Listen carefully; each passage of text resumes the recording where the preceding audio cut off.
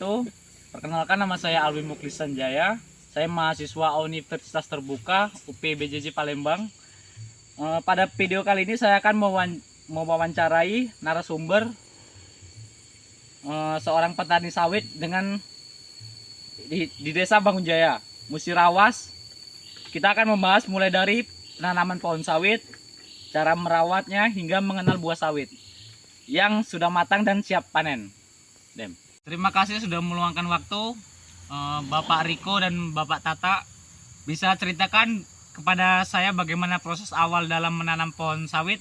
Apakah yang perlu diperhatikan sejak awal agar sawit bisa tumbuh dengan baik, Pak? Terima kasih Alwi. Proses penanaman dimulai dengan memilih bibit yang unggul. Biasanya bibit yang telah disiapkan di pembibitan khusus. Tanah yang digunakan juga harus subur dan memiliki sistem drainase yang baik. Kami menanam bibit dengan jarak yang cukup jauh antara pohon agar pohon sawit bisa tumbuh. Untuk kendala buah sawit, kira-kira Pak Tata, dalam pengalaman Bapak, apa kendala terbesar yang dihadapi dalam budidaya sawit, terutama terkait dengan buah sawit, Pak? Kendala terbesar adalah harga pupuk yang mahal. Selain itu faktor cuaca tidak menentu. Jika pengaruh hasil panen, kadang musim hujan terlalu lama atau tidak menentu juga mempengaruhi hasil panen. Berarti ketika musim hujan, berarti panen itu kurang ya Pak Tata? Kurang. Mengenal buah sawit yang matang Pak Riko, ketika pohon sawit sudah mulai berbuah itu, bagaimana cara membedakan antara buah sawit yang sudah matang dan buah sawit yang belum matang? Buah sawit yang matang biasanya berwarna gelap, coklat kehitaman. Buah yang matang juga akan lebih mudah lepas dari tangkainya. Selain itu, ukuran tandannya juga biasanya lebih besar dan berat. Kalau buah sawit sudah matang, kita harus segera memanennya karena jika dibiarkan terlalu lama, kualitasnya bisa menurun. Untuk pertanyaan ketiga Pak, untuk pembentukan buah sawit, kira-kira berapa lama waktu yang dibutuhkan sejak penanaman hingga pohon sawit mulai berbuah? Dan apa yang harus diperhatikan dalam periode sawit untuk tahap ini, Pak? Pohon sawit itu mulai berbuah sekitar 3-4 tahun. Itu pun masih melakukan buah pasir. Saat buah pasir kita harus membuang buah pasir itu agar batang menjadi besar dan pupuk itu dimakan oleh batang. Pada periode perawatan harus konsisten, pemupukan yang dapat dan yang cukup penting agar pohon bisa menghasilkan buah yang sehat. Oke Pak, baik Pak. Untuk yang kedua Pak, untuk perawatan pohon sawit, setelah pohon sawit ditanam, apa saja yang perlu dilakukan dalam perawatannya agar tumbuh dengan baik Pak, kira-kira Pak Tata?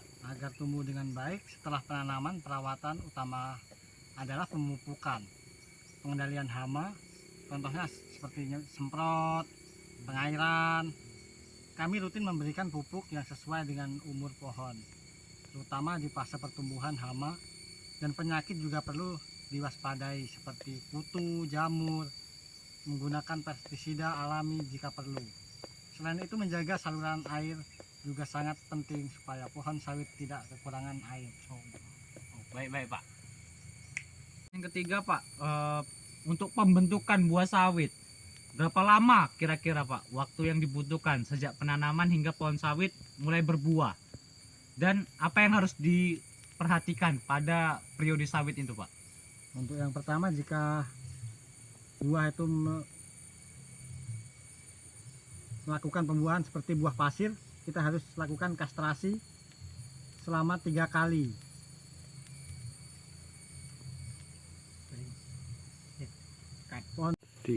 Untuk pengaruh faktor eksternal terhadap buah sawit, Bapak Riko, apa saja faktor eksternal yang bisa mempengaruhi kualitas buah sawit yang dihasilkan?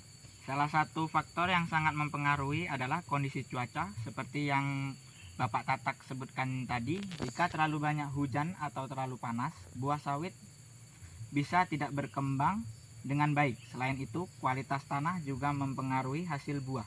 Tanah yang subur dan cukup nutrisi akan menghasilkan buah yang lebih besar dan berkualitas.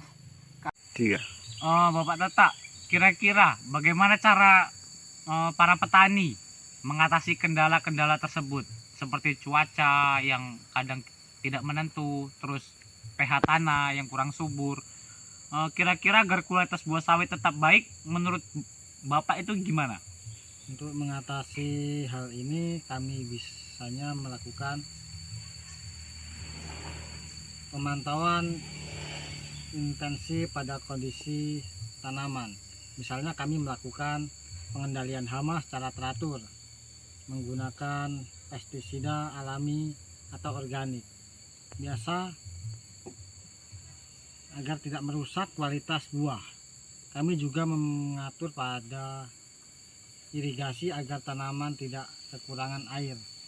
Terutama saat musim kemarau, tentu saja kami juga sangat memperhatikan kualitas pemupukan yang disesuaikan dengan kondisi tanaman agar tidak ada unsur yang terlewat. Oke, baik. Terima kasih Bapak Tata. Pengaruh faktor eksternal terhadap buah sawit, Bapak Riko. Apa saja faktor eksternal yang bisa mempengaruhi kualitas buah sawit yang dihasilkan?